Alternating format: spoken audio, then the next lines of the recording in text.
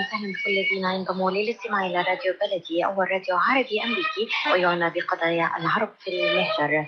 برامجنا في راديو بلدي كل يوم جمعة من 8 وحتى 9 صباحا في بث حي ومباشر عبر WNZK راديو 690 AM. صباح الخير بلدي، صباح الخير لكل مستمعينا. Welcome to Radio Baladi, the first Arab, Middle Eastern, and American simulcast radio show. Radio Baladi is broadcast every Friday morning on WNZK 690 AM from 8 until 9 Eastern Time on Good Morning, Michigan. Our call-in number 248-557-3300. And now, stay tuned for the best radio talk show on Arab and American issues.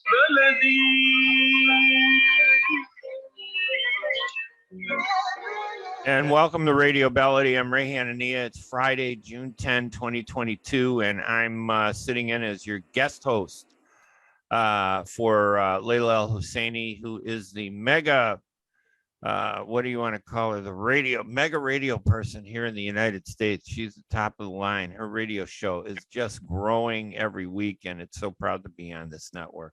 We're streaming live, by the way, on Facebook at facebook.com/US Arab Radio. If you want to watch it there, you can do that. This morning, we're going to talk about a topic that impacts everyone in the United States, the rise in mass shootings that are taking place across America.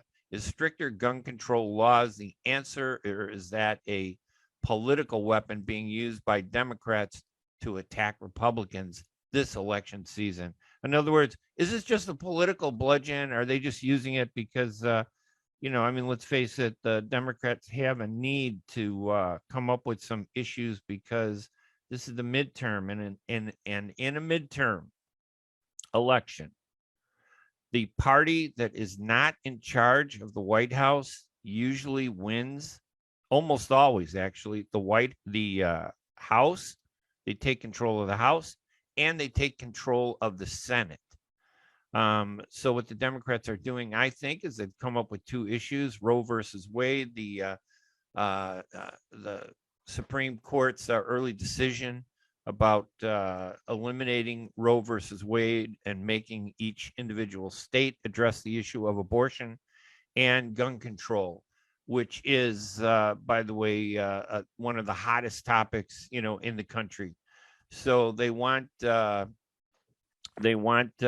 use gun control because these are two emotional issues.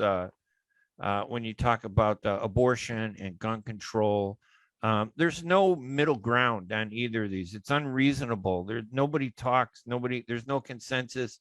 You're either one side or the other side. So the Democrats need that in this election to offset the expected loss of control of the House and the loss of control of the Senate. And with me this morning, one of my guests, we may have a second one, but right now we have Imad Hamad, the executive director of the American Human Rights Council, AHRC. I've known Imad a long time. We go back to the 80s when I was at the Chicago Sun-Times. And I remember when Imad first called me, he was being targeted by immigration. They were trying to kick him out of the country, and he called me. And I was a writer at the Sun-Times, and I wrote a couple columns. I called the INS, said, "What are you doing? Why are you singling this guy out? He's a good person." They were going to kick him out of the country, and the INS goes, "Oh my God, there's an Arab working at a major American newspaper that's causing us trouble." And they backed down, and Imad Hamad is here today. I like to say that I own you, Imad. You owe your life to me. I'm sorry. It's a pleasure, Ray. You're a astute fighter for justice, and truly appreciate it. Well, it's like, doesn't it tell you about the power of the media, that if you're in the media, you can make a difference? That INS director, when he heard that I was a reporter at the Sun-Times, he was like, how did this guy, Imad Hamad, get a reporter from the Sun-Times to call and beat me up? Yeah. Because they were worried. I think that attests to the fact that our community's involvement made a difference. The engagement made a difference. Definitely, the Arab American media made a difference. You, as journalists, and others made the difference. I think it's a matter of collective effort that really made sure that the process is transparent, and yet for it to rest, in a reasonable, fair, just manner at the end of a long, painful journey. Yes. Yeah, I mean, listen, they would have just done whatever they wanted without somebody from the media saying, "What are you doing?" Putting a spotlight on it. They do that to us all the time. In the 70s, I remember as a young activist before I became a journalist, I served during the Vietnam War and it was honorably discharged. As soon as I got out, the FBI investigated me for 2 years. They wasted all this money thinking, oh, he's an Arab, he must be a terrorist. And then after wasting all that time at the end of 2 years ago, he's just somebody concerned about his community. Let's leave him alone. And then they said, and nobody talked to him because he's a journalist. He might tell people what we're doing. So there is a fear of journalism has a power when it's used the right way. And in your case, it was used the right way because there was no reason for them to do what they were trying to do, to threaten you and bully you and kick you out of the country at that time. Well, it was 21 years of a long, painful journey. Yeah. The good thing about it, besides what you noted, and it's right, the court system worked. And throughout the legal struggle for 21 days, I won all the court sessions, all the court rounds to the end of it.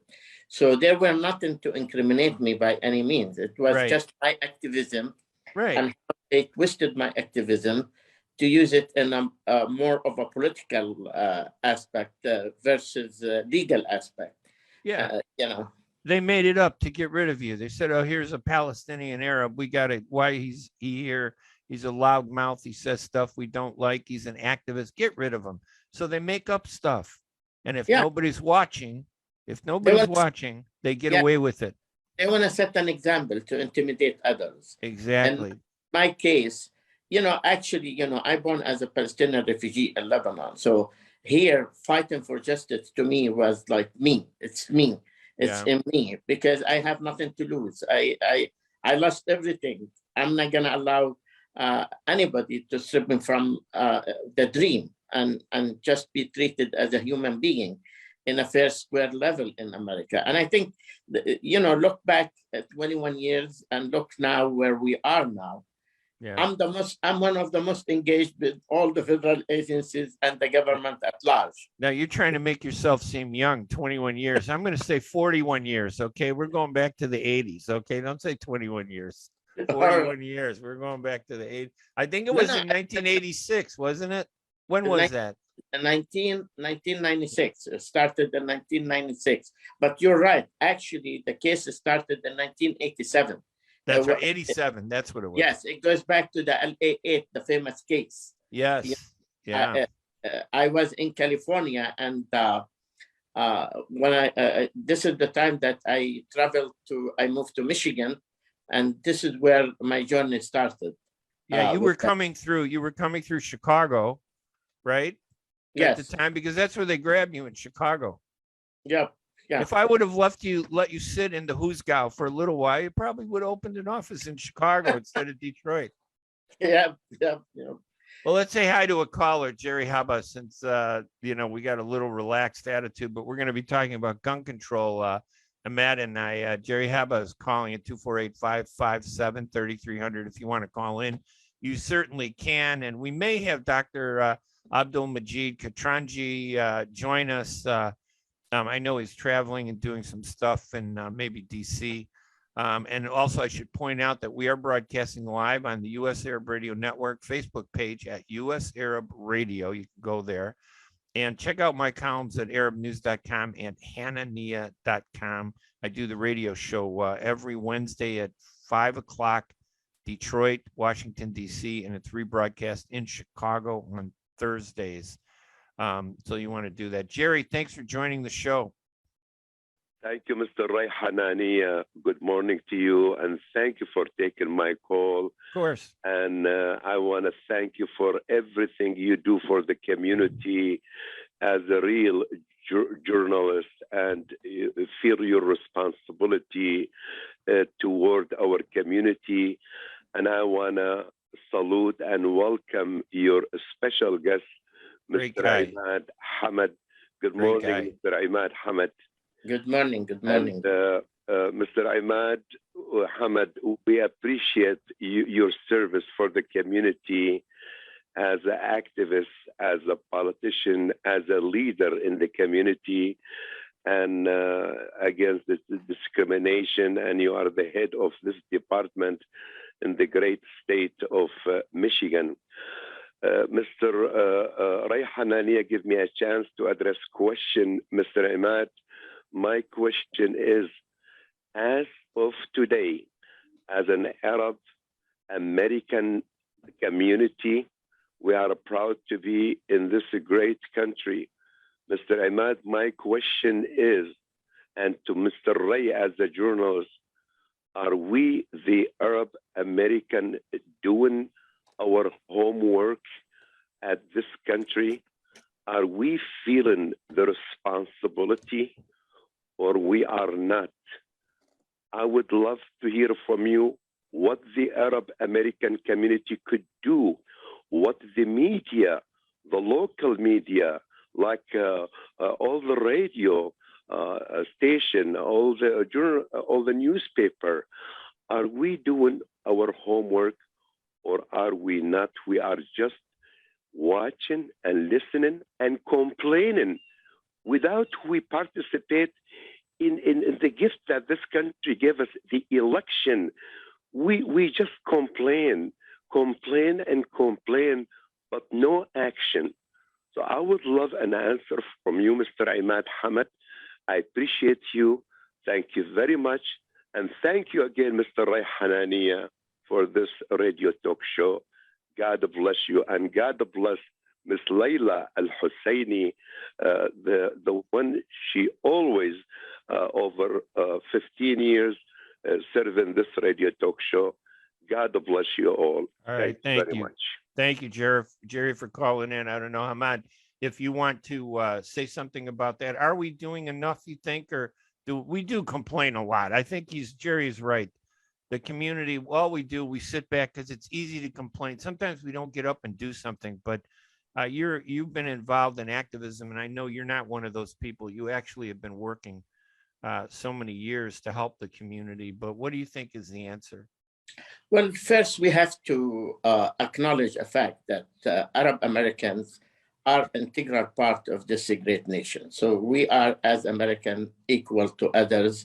And what happened in the US, within the society at large, within the economical process, the social process, the political process, we're part of that fabric. And whatever take course there, it impacts us and affects us on a daily basis. So we're Americans. So that's the bottom line to it. I agree with Jerry, and I appreciate his kind words and his passion, because he's echoing, the need for more activism and more involvement versus just stating political positions or complain here and there, especially when it comes to voting and elections.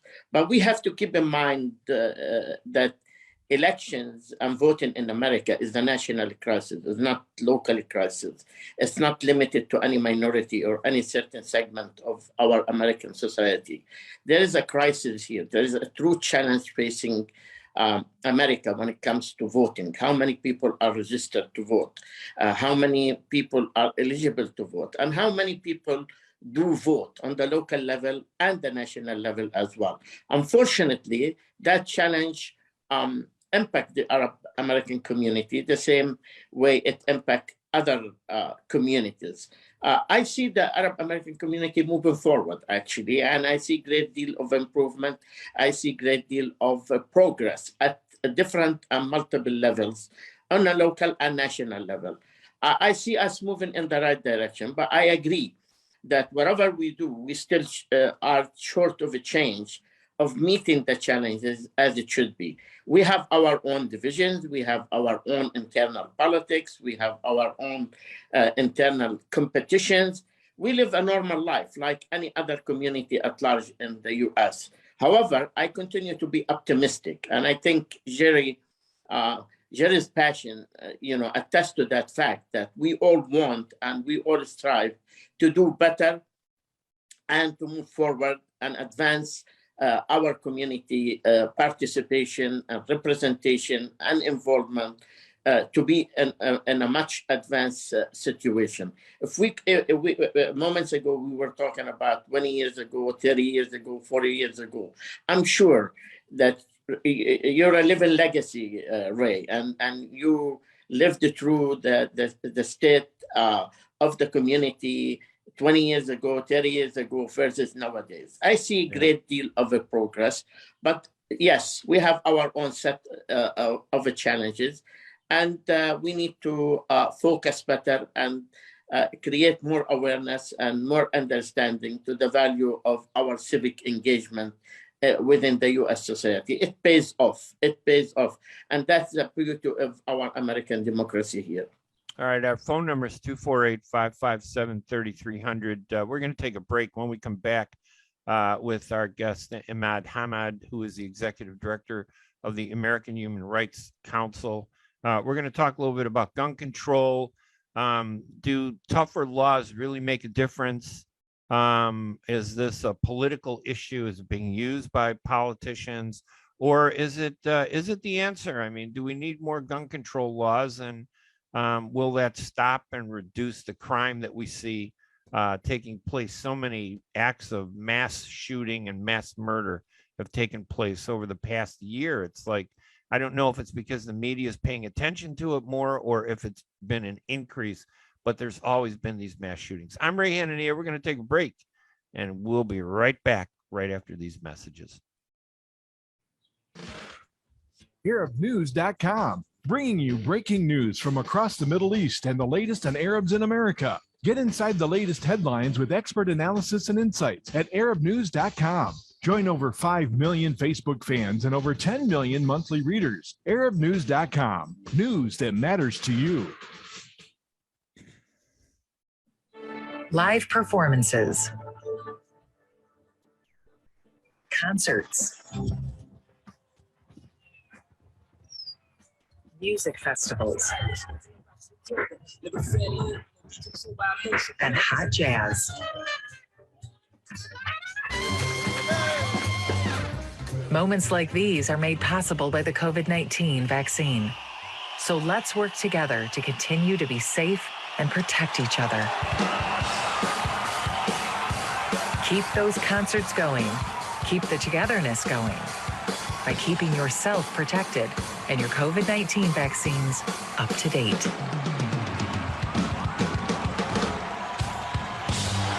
To find your vaccine and learn more, visit michigan.gov/COVID vaccine. A message from the Michigan Department of Health and Human Services.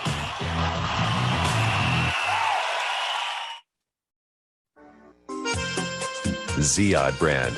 Quality products from our family to yours. Ziad Brothers Importing offers the finest quality products, including brands like Sultan, Kraft, Nestle, Hook, Rico Picon, Donna, and many more. Ask your retailer to carry these fine products because you deserve the very best. For more information, visit our website at www.ziad.com. That's www.ziad.com. Ziad, quality products from our family to yours.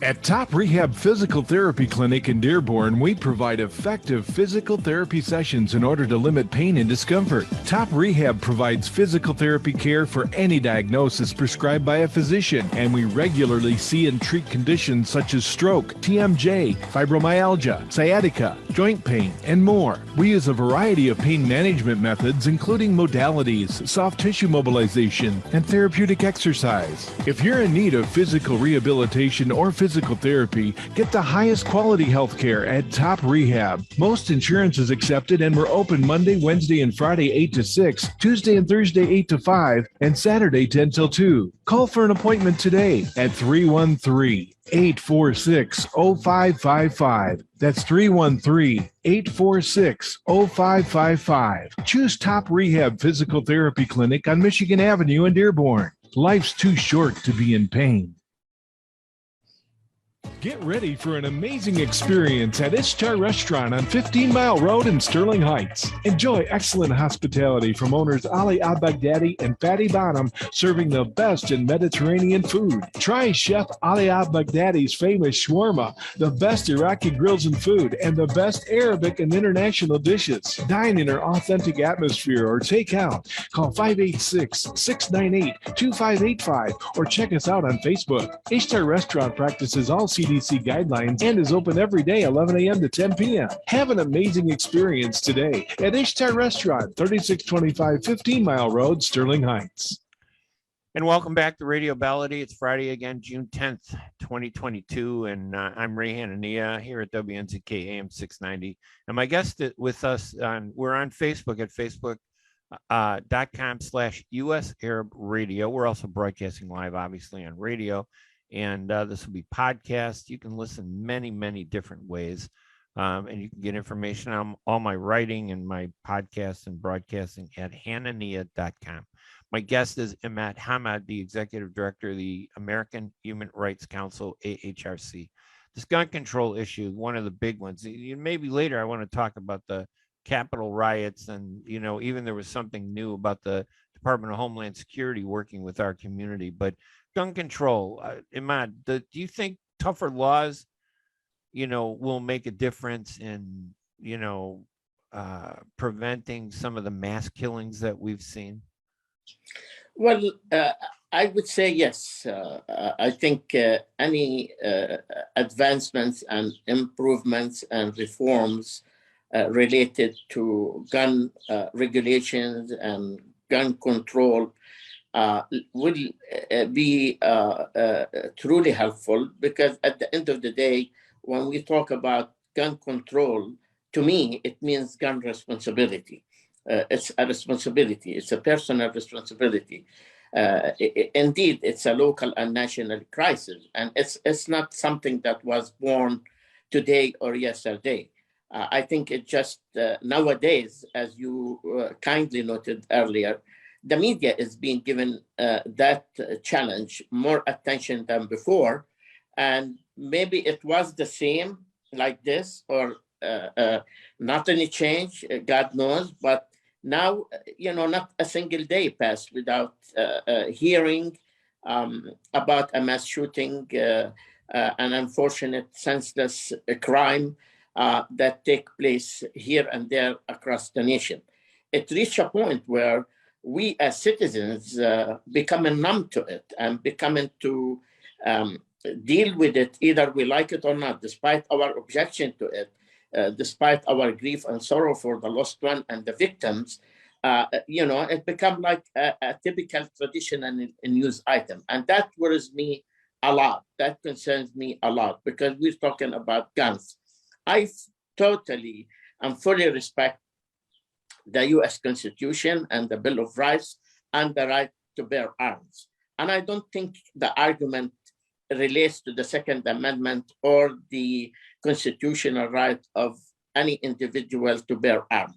Let's put that aside. I think our priority nowadays, our common focus nowadays should be on saving lives, period. Nobody would condone and should condone any loss of a precious life, regardless what is the reason. Right. Definitely guns being the most used, the common used weapon, that instrument that is being the reason behind these unfortunate, senseless mass murders and mass shootings and massacres that is being taking place in America. So yes, I think this is not a matter of, it should not be a matter of political debate. It should not be a political platform for Democrats versus Republicans, Republicans versus Democrats. We need to shift our focus on how we together as a nation get our act together to save lives, to keep our society alive, to keep our society safe and secure. And yes, the measures that is being initiated or taken or put in place helps. At the end of the day, that's not going to provide a magic solution. That's not going to end it and kill it there. I think it helps to contain it. It helps to limit it. It helps to make it harder. It helps to make it more difficult for those who wanted to cross the line, to think it twice about it. And by us doing this, I think we help in the right direction, instead of keeping the situation as loose as it is, as we witness nowadays. Yeah, and I agree that it's important to make sure that the gun laws prevent people that shouldn't have guns from having guns, because there are some cases where people get guns that shouldn't have guns. And there are some guns that we shouldn't have on the street. We shouldn't have automatic weapons, on the street that are able to be used. I mean, I understand, they're gun collectors, and if they want to have a AR-15 rifle as part of their collection, fine, have it, but it needs to be disabled. It shouldn't be allowed to use now. But this gun control issue just goes in every direction. They say, why should an 18-year-old be able to have a gun? Well, you're 18 years old. They're going to send you to war. They drafted 18-year-olds. They treat 18-year-olds as adults. Why do we want to change that law from 18 to 21 when, we allow them to do everything else? And I'm not criticizing your position. What I'm saying is that I think this is politicized by Democrats and Republicans, because gun control by itself isn't the only solution, as you pointed out. It's not the only solution. I think the other solutions have to do with family control of their kids. This 18-year-old that in Uvalde that killed those 19 little kids, this 18-year-old, what did he wake up one day and say, hey, I'm going to go massacre 19 little kids? There's something wrong with that guy. What were his parents doing? Who was monitoring him? Did he get the care that he should have gotten? Who's responsible for him? In Chicago, we're the fourth toughest gun control laws in the country, behind New York, Philadelphia, and Baltimore. The fourth, and we had 971 shootings just in the past 6 months. And some 300 people have been killed. And one of them, I remember seeing one because there was an Arab store that Mayor Lori Lightfoot, she's a racist mayor in Chicago. She targeted Arab businesses to close them down because a lot of Democrats and Republicans are helpless to deal with gun violence. They don't know what to do. So she shut down the Arab stores thinking that, well, they're 24 hours. So maybe if we don't give the gangbangers a place to go at 2 o'clock in the morning, it'll reduce crime. It doesn't. It just punishes the wrong people. But in one case, a kid about 17 had an AK-47. That's an illegal gun. There's no reason why he should have gotten, yet he got it. The problem with gun control is that gun control laws impact law-abiding people like you and me. If the gun law says you and I have to go get a background check, you and I are going to get a background check. But the gangbangers, the criminals, they don't follow the law. They go out and get their gun any way they can. They'll steal it. They'll go to another state. They'll go wherever. They'll break into police lockers. They'll do whatever they have to do. So I don't think gun control law by itself is going to be effective. I think they've turned it into a big political debate. And by the way, our number, if you're out there, you want to chime in at 248-557-3300. You're welcome to call in and tell us what you think. What do you think, Ahmad? I mean, we got to do more than just gun control, right? I agree, but we have to keep in mind that we're a huge nation, a huge relation, and it's not easy to have a seal control on everything that may take place in America. Right. We have the good side that we take pride of indeed, and we enjoy. But at the same side, this comes as a package deal. You have to accept the good, the bad, and the ugly of any nation in any society. Now, I totally agree that the issue is not the gun by itself. It's more of the person and the mindset. Keeping in mind that before, when we used to witness crimes, typical traditional homicides, using illegal weapons, and that's going to continue to be a challenge everywhere, not just in America.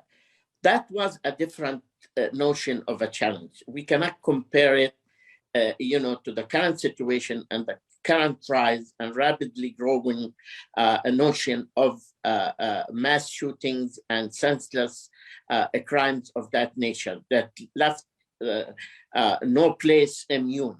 Like you talking about any place now, it could be a target and nobody knows. It's just a matter of time to hear it on the news. If we look at the number of these mass shootings that took place, these ugly crimes, these ugly acts of domestic terrorism, ugly acts of hate, etc., you see that all of them, if not all of them, the vast majority of them used legal weapons, not illegal weapons. Right. And here's the challenge, because I understand whoever is bad and ugly and wants to do harm, cause harm to anyone, could use anything, a gun or something else. It's the intention, it's the motive, it's the reason. Also, in a prior time, we used to see these horrific, heinous crimes are committed by people who are politically motivated, a certain ideology, certain school of thought, certain philosophy, certain belief. Now we are not talking about that. We're not talking about organized agenda or organized crime or political agenda that is causing and inspiring the spread of these mass shootings and mass crimes that is being taken course. Now it's becoming more an individual act, act that takes place here and there without no connection. And I think this is where keeping our focus, talking about gun control takes away our responsibility. You're right. To looking deeper why this is happening, looking into the deep root of this challenge.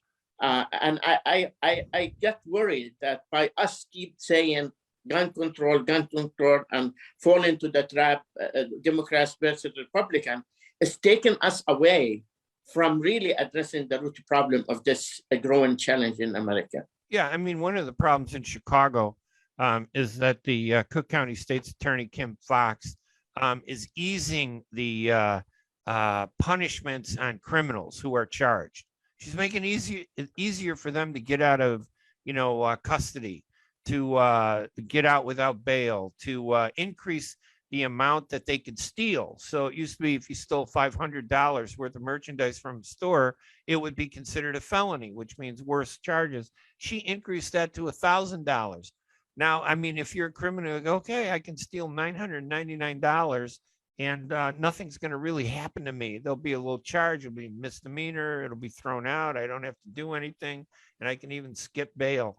So there's a tendency in areas where there are criminal problems to pander to the community that has the problem rather than addressing that community's problems. And part of that problem is poor people don't have the money. They grow up in a bad environment. So their tendency to be angry, and anger feeds violence, I think. And then the other side of it is parental responsibility. Some of these poor families, there's only a mother. There's no father figure in the family. And the mother has to work, 15 hours a day, and she's not home for the little kids. So you get 14-year-old like we had in Chicago, who's out at 2 a.m. with a gangbanger, and he gets shot by a Chicago police officer because he has a gun. And we know the gangbangers use little kids to hold the guns because the laws would punish the gangbanger worse if he had the gun. But because the kid is under 16, the laws are minor and negligible. So they give the 14-year-old a break. So the 14-year-old gets killed. And instead of focusing on the family, they sue the city. The family wins millions. And the police officer is the one that's punished. We have to take a break here at WNZK AM 690 radio. We're talking about gun control. If you want to call in, the number is 248-557-3300. Want to hear what you have to say. Nobody's disrespected here. No opinion is a bad opinion. Opinions are opinions. I want to hear what you have to say. Let's take a quick break. When we come back, we'll continue our discussion with Imad Hamad of the American Human Rights Council. I'm Hanania. We'll be right back right after these messages. Imagine you're on a train track, somewhere miles away. A train is headed your way. You can't see it yet, but it's coming, slowly but surely. If you have prediabetes or you're at risk for type 2 diabetes, you may be on the wrong track, and diabetes could be heading your way. Bit by bit, the danger is getting closer and closer. So should you stay on the track you're on now or move to make a change and reduce your risk? If you have prediabetes or you're at risk for type 2 diabetes, you may qualify for the National Diabetes Prevention Program in your local community. This one-year program could be the ongoing support you need to put you on the right track. Not only did participants lose weight, they cut their risk of type 2 diabetes in half. Ready to get on board for a healthier future? Learn more about the National Diabetes Prevention Program and what else you can do to manage and prevent diabetes at michigan.gov/diabetes. A message from the Michigan Department of Health and Human Services. Life is a nonprofit charity that's provided humanitarian aid and development to people and communities for over 25 years, regardless of race, color, religion, or cultural background. When disaster occurs here or around the world, Life for Relief and Development rushes in to provide food, medical aid, and shelter to those in need. Please help improve these efforts. Make your tax-deductible donation to Life now at lifeusa.org or call 248-424-7493. Enjoy the first Syrian-style cuisine in Michigan. At Damas Cuisine and Catering, you'll find a wide selection of Syrian foods and sweets in our menu, like frikeh, hoisin, grape leaves with steak, mishawi platter, hot mahashi, char-grilled kebab, shawarma, and much more. Get super fast delivery from Damas Cuisine and Catering right to your door. Order online at damascuisine.com/menu and track your order live. Damas Cuisine and Catering, 28841 Orchard Lake Road in Farmington Hills. Call 248-987-4985.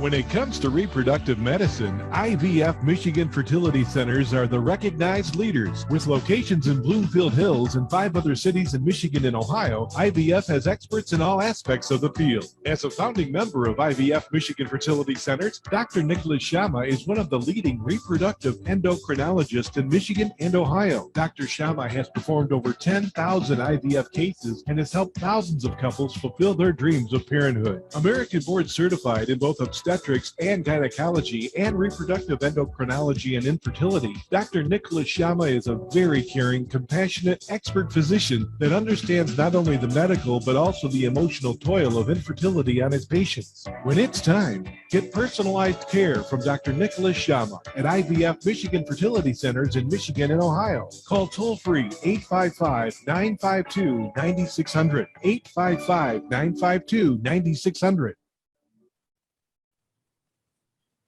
And welcome back to Radio Baladi. It's June 10th, 2020. I'm Hanania. My guest online is Imad Hamad. We were talking about gun control a little bit, but maybe we just mix it up. Imad, let's talk about the insurrection. They got these big hearings that are coming up. Everybody's saying this is just like Watergate. And, you and I were old enough to remember Watergate, or maybe, I don't know if you were here during Watergate, but I was here. I watched it during the day, and Watergate, it was a real crime that took place. They broke into a building, they committed a crime. They intentionally tried to steal information from the Democratic candidate at the time. They got caught, And then it turned out not only was the crime a crime, but there were people in the White House that were behind and funded the crime. They didn't just say, hey, they didn't have an opinion about the crime. They actually organized, orchestrated the crime. And there was evidence to show that they planned the crime to break in so they get information against their enemies. That led all the way up to meetings with Richard Nixon about how to do that. And then Nixon was forced to resign. This word insurrection to me is a political word. I don't believe there was an insurrection. I believe on January 6th, 800 people broke the law, used violence, should be charged, and many should be jailed. Some people were killed because of the violence of those 800 people, but there were 200,000 people at the protest on January 6th, and they didn't violate the law. That 199,200 people who protested legally, maybe emotionally, because they're upset about President Trump not winning the election. They had every right to do whatever they wanted to do, as long as they did it legally. But those 800 that broke into Congress, broke into offices, they deserve to go to jail. But they're Democrats, I think, again, exaggerating an issue. They've called it an insurrection, and they're relying on a woman, Liz Cheney, who, in my opinion, is the daughter of one of the biggest war criminals in this country, Dick Cheney. How many Iraqi civilians were killed because of that war that he led, that he pushed on George W. Bush? And she said nothing about that.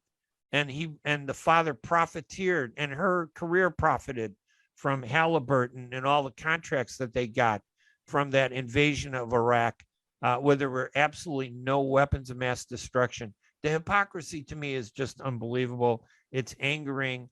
Prosecute anybody that committed a crime, but they want to call it an insurrection because they want to keep former President Donald Trump from coming back and running for office. And now Donald Trump is not, listen, he had some good ideas, but then he had some flaws. He's petty.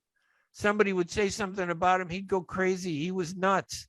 You know, I understand that, but the Democrats are trying to build up their political foundation in this election because, as you know, Imad, it's a midterm. And in midterm, the party that runs the White House loses the House and the Senate. It happens every time. Americans get disappointed with the leadership of whoever the president is, Republican or Democrat, and they vote for the other party. That's going to happen.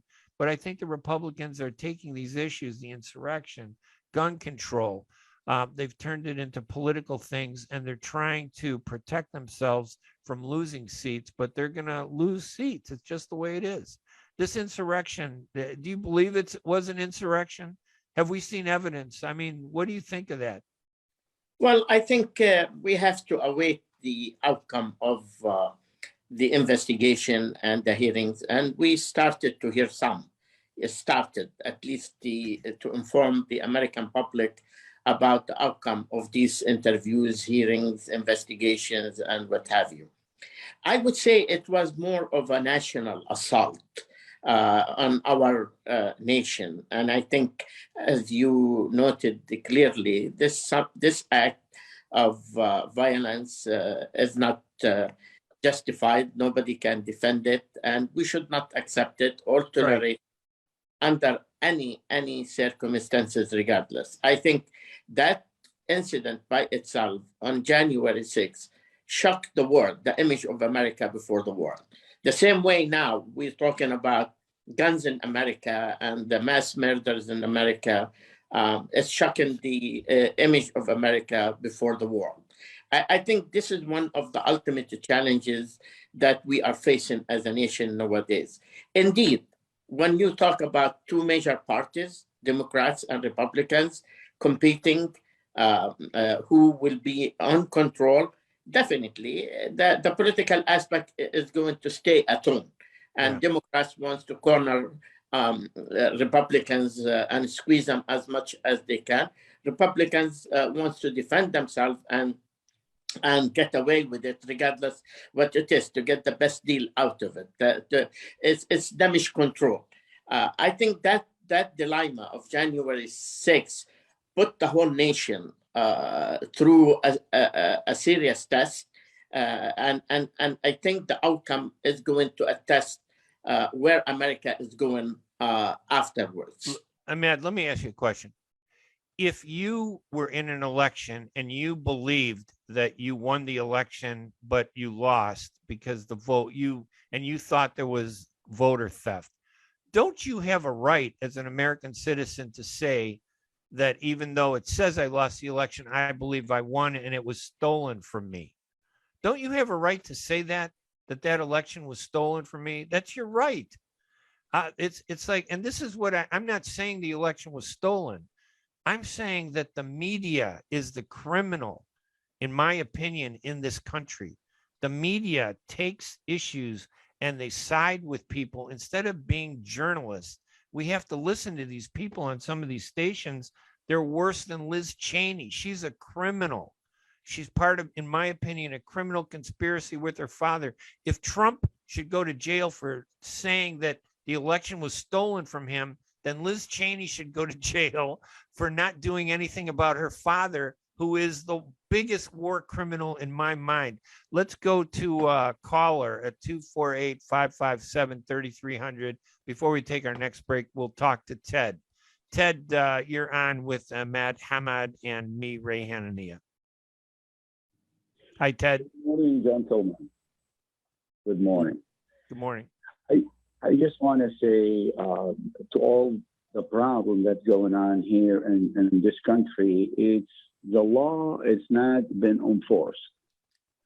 We have good law, but the law has not been applied to our society. People getting away with things, and to me, is the government should enforce the law, and us, everybody. We all at fault. We are not pushing to enforce the law.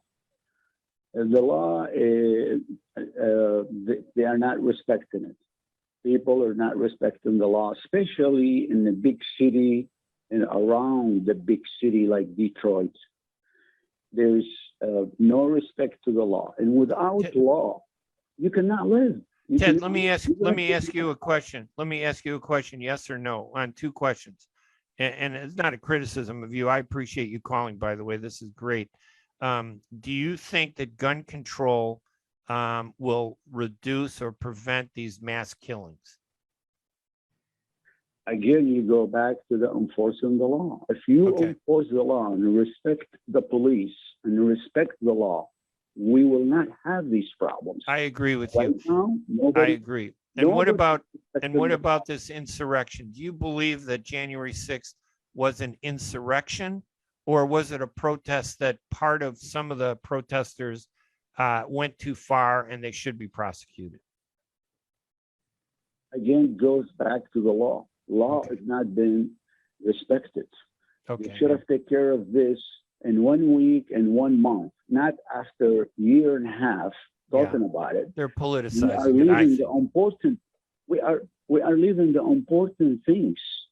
The important things we are leaving them, and we're talking about this, and we are at fault. And this is everybody's fault, in my opinion.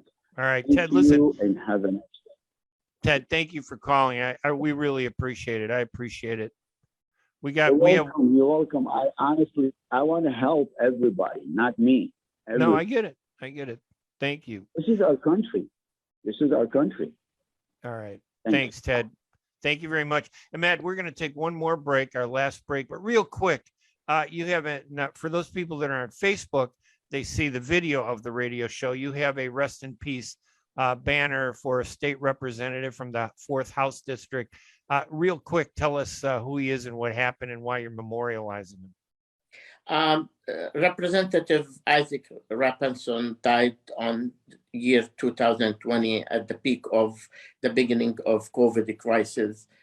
He was one unique public servant, a role model, actually, true fighter for justice, social justice, equality, etc. And he was a founder of the American Human Rights Council. He was He was in a public office, but at the same time, he kept deep and serious involvement with the community at large, especially the Arab American community. And he was a true friend to all. And as a founder of AHRC, we feel that this is just a symbolic thing to keep his memory alive. Yeah, and for those people that are not on Facebook, you can go to facebook.com/US Arab Radio. You can always watch the show there. Even afterwards, the show will be streamed, and you can hear my rants about Lynn Cheney, the daughter of the worst war criminal we've ever had, Dick Cheney. I'm talking with Imad Hamad. We're going to take our last break, and when we come back, we'll continue our discussion. I know, Imad, you had some comments about the Department of Homeland Security working with the American Arab community to deal with issues. So we can talk about that too when we come back.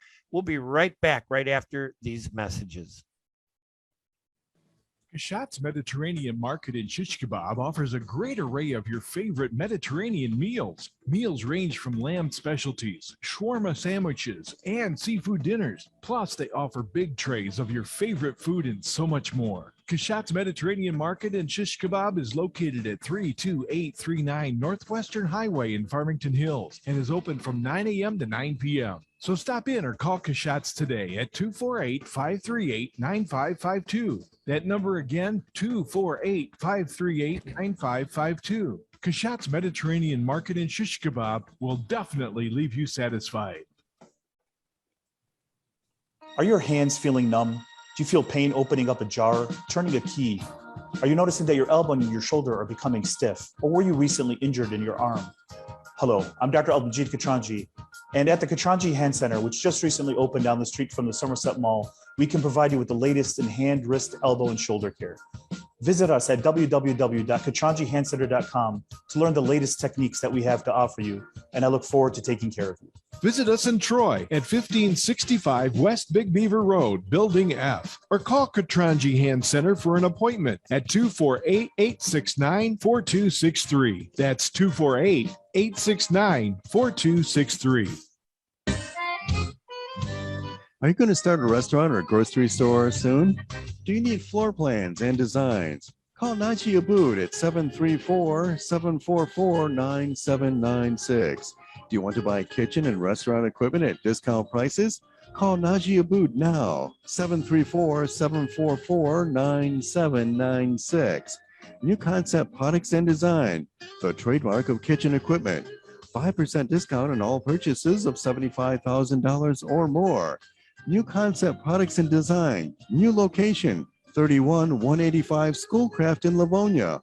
Learn more at www.newconceptproducts.com. Call Naji Abood, 734-744-9796.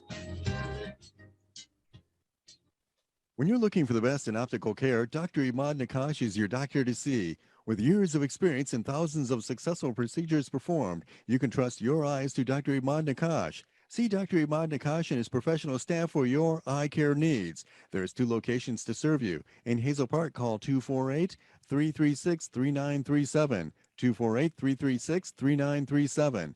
In Rochester Hills, call 248-299-3937. That's 248-299-3937.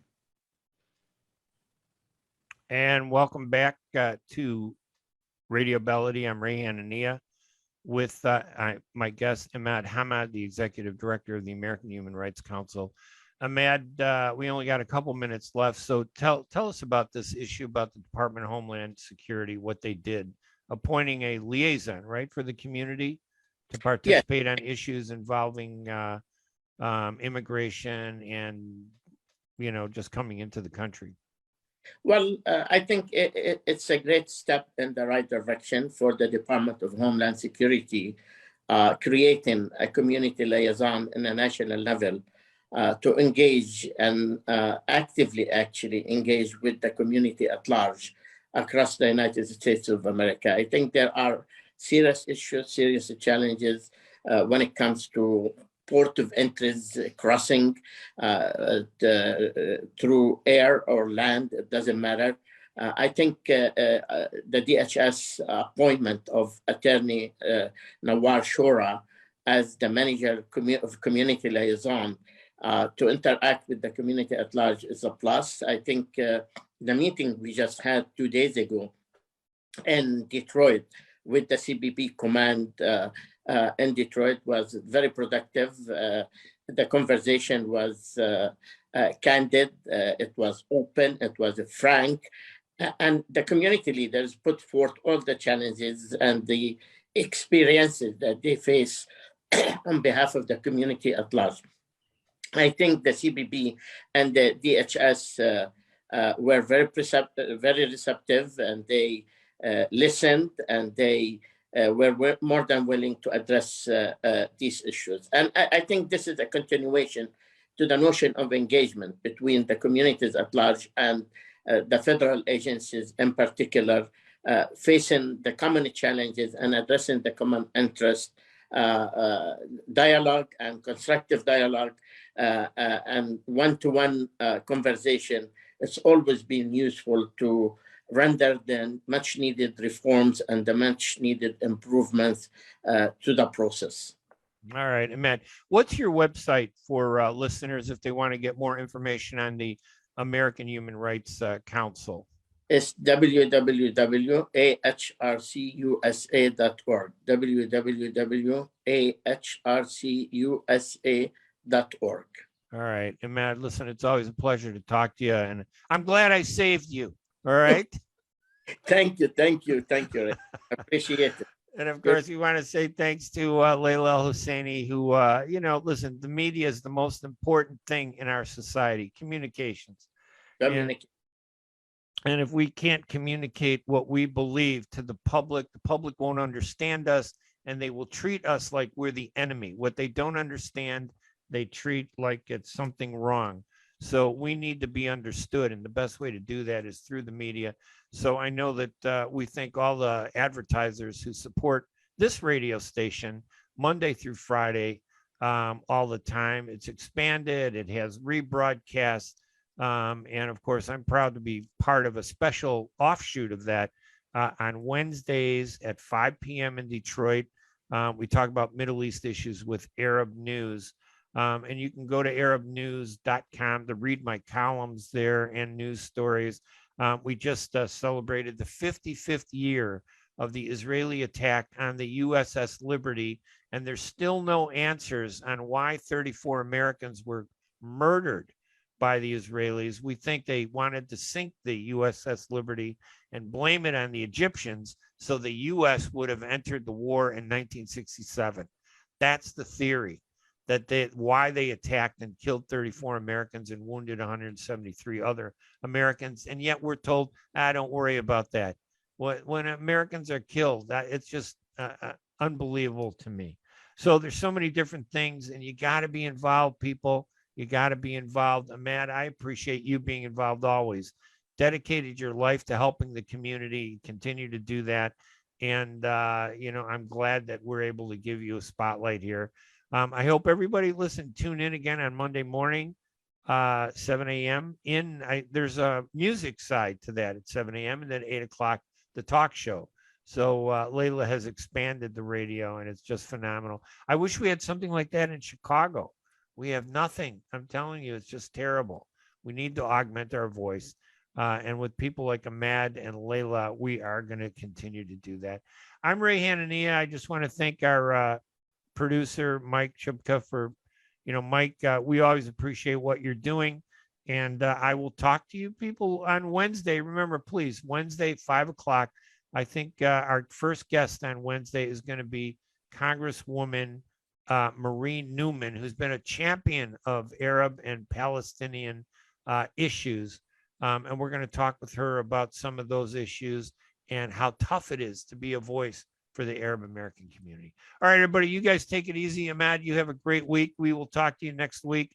Take it easy, everybody, and have a great day and weekend. Bye-bye.